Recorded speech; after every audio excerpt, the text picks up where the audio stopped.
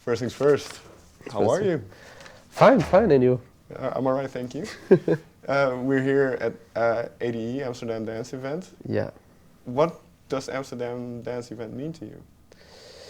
Amsterdam in general or Amsterdam dance events? Oh, you can both. Amsterdam, I love the place, Mhm. to be honest. For me, it reminds me some part of London and some part of different cities, so it's very multicultural, I love it. Mhm. And for me, the ADE is the first time. I think I will tell you after the Okay. event, but I can see that many people from music are there, so I think it's going to be very exciting, yeah.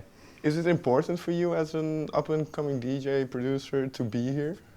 I think it's a great opportunity, yeah, to meet people, but the fact when you're a producer, you're a little bit more geek, so you Sure. stay in your studio, and it's more for label and manager, but for me, it's good to be here this year because I want to meet people. I want to make contact. I want to discover some new singers and new artists. So yeah, we'll see. Well, before we go into the music, I'd like to go back a little bit. You mentioned London just now. Yeah. You grew up in Nice, France, Yeah. but you moved to London. Why? I moved in London to learn English first, and for me it was the time to move in a capital because I was in Nice, and I was frustrated by the culture, by something I wanted to meet more people, more foreign people,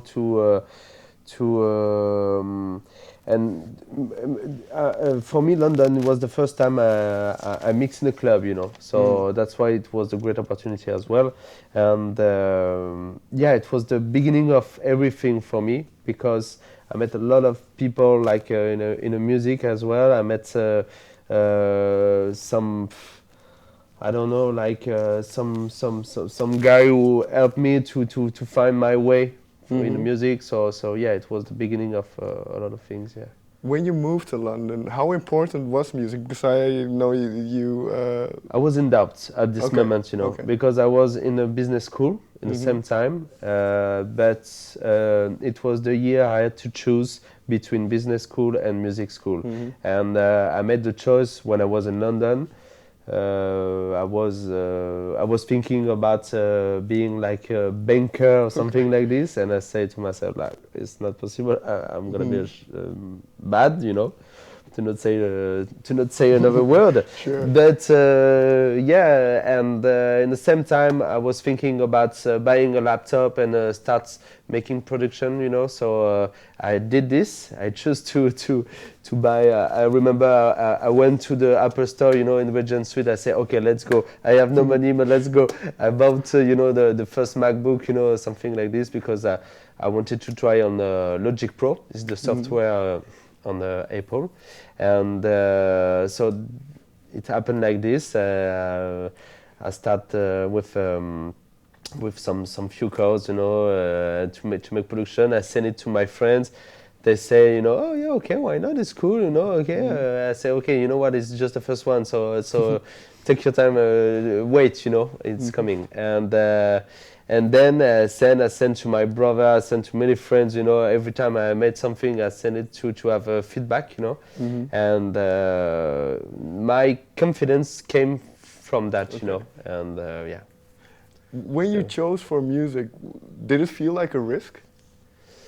When I make music? Yeah, no, because you kind of chose between business and music. Yeah, You said, I'm going into music. Of course, it was very risky, and when I called my father to say, okay, I think I'm not gonna do a business school. I'm gonna choose music school. He say, all right, let's talk about that.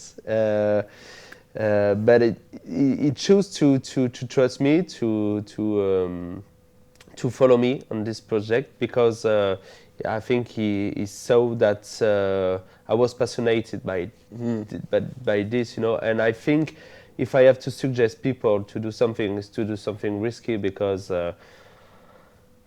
you know what is the typical sentence, but we only have one life, Sure. so that's why sometimes this phrase is boring, but for me it's very important because we have to do something that we love it, and I chose, and I think now I made the good choice. Sure. But yeah, it wasn't easy, to be honest. I spent almost 4 years during the music school, and to see if it was the good choice.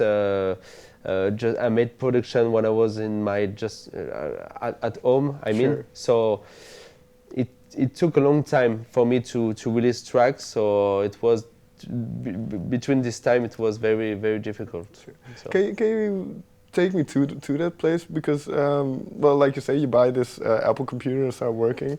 How long did it take you to make a song that you thought was good? I think it became when I start making collaborations with other artists. It was like some artists not famous at all, but some people who have some backup, some experience. And I saw when I made a collaboration that I wasn't so bad, you know. So I said, okay, it's good. I'm just in the production since 1 year, but I can do something, you know. And when I propose some ideas, like they are like excited. So it was for me very important to have that kind of feedback, and yeah, because of that, I decided to move to go on. You know. Yeah, you mentioned these collaborations, and are there particular things that you learned from seeing how other people kind of make music and? Yeah, I learned something, you know, because before Feder, I had a band called Phonograph. It's an electro-swing band, and in that band, I learned the swing, the rhythmic swing.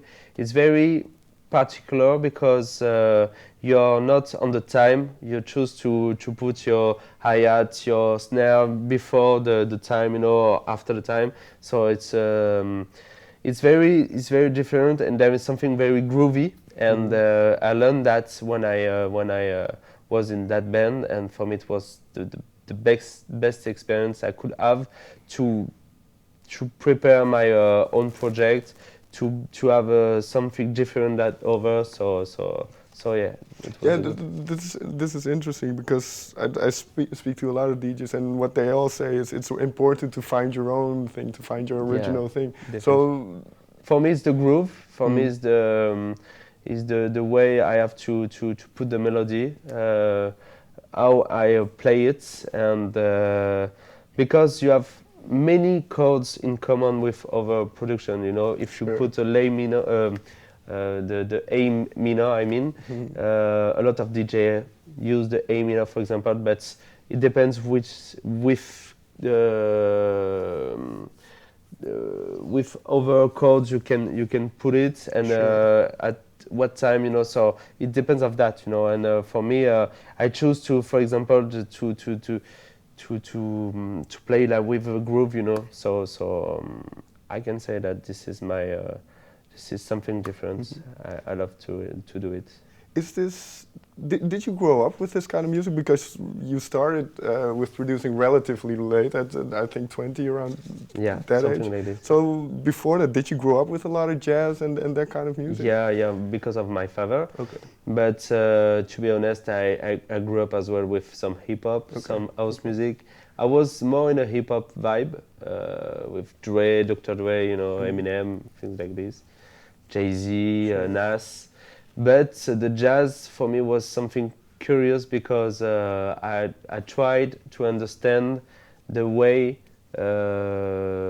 composer produced the track, because it was like so rich, you know, and it was enigmatic, you know. I don't know if it was this way, enigmatic. So this is the word for me, and I had to start with that music to follow.